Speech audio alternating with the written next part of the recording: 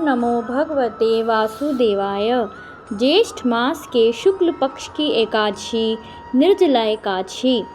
युधिष्ठिर ने कहा, हे जनार्दन, ज्येष्ठ मास के शुक्ल पक्ष में जो एकादशी पड़ती हो, कृपया करके उसका वर्णन कीजिए। भगवान श्री कृष्ण बोले, हे राजन, इसका वर्णन परम धर्मात्मा सत्यवती नंदन व्यास जी करेंगे, क्योंकि ये संपूर्ण शास्त्रों के तत्वज्ञ और वेद वेदांगों के पारंगत विद्वान हैं। तब वेद व्यास जी कहने लगे, दोनों ही पक्षियों के एकादशियों के दिन भोजन न करें।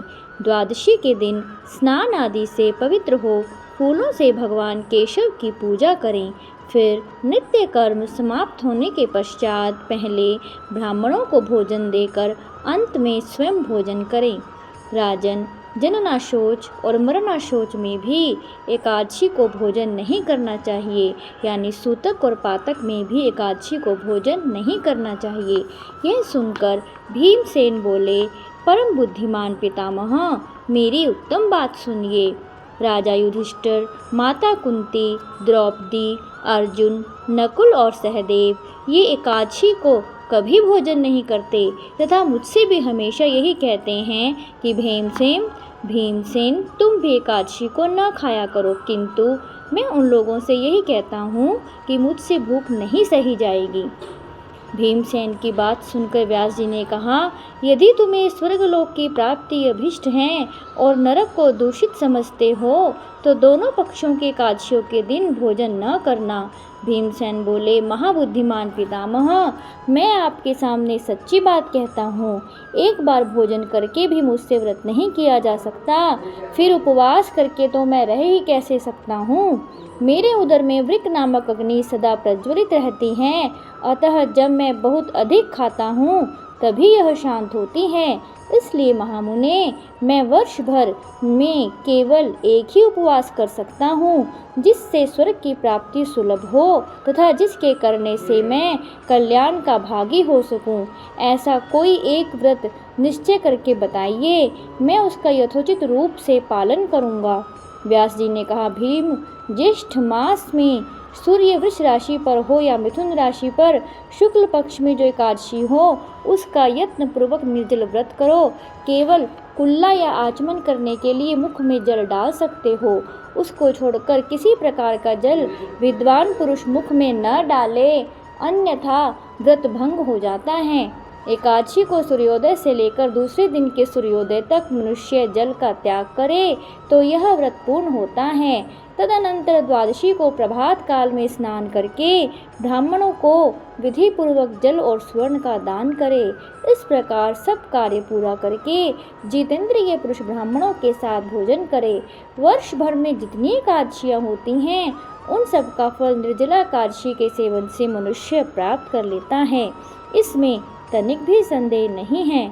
शंख, चक्र और गदा को धारण करने वाले भगवान केशव ने मुझसे कहा था कि यदि मानव सबको छोड़कर एकमात्र मेरी शरण में आ जाए और एकादशी को निराहार रहे, तो वह सब पापों से छूट जाता है। एकादशी व्रत करने वाले पुरुष के पास विशालकाय, विकराल आकृति और काले रंग वाले दंड पाशधारी भयंकर यमदूत नहीं जाते।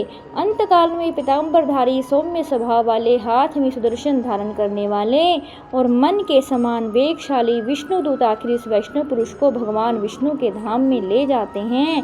अतः निर्जला एकादशी को पूर्ण यत्न करके उपवास और श्री हरि का पूजन करो। स्त्री हो या पुरुष, यदि उसने मेरु पर्वत के बराबर भी महान पाप किया हो, तो वह सभी से एकादशी व्रत के प्रभाव से भस्म हो जाता है। जो मनुष्य उस दिन जल के नियम का पालन करता है, वह पुण्य का भागी होता है। उसे एक एक प्रहर में कोटि कोटि स्वर्ण मुद्रा दान करने का फल प्राप्त होता सुना गया है। मनुष्य निर्जला एकादशी के दिन स्नान, दान, जप, होम आदि जो कुछ भी करता है, वह सब अक्षय होता है। यह भगवान श्री कृष्ण का कथन है। निर्जला एकादशी का विधि पूर्वक उत्तम रीति से उपवास करके मानव वैष्णव पद को प्राप्त कर लेता है। जो मनुष्य एकादशी के दिन अन्न खाता है, वह पाप का भोजन करता है।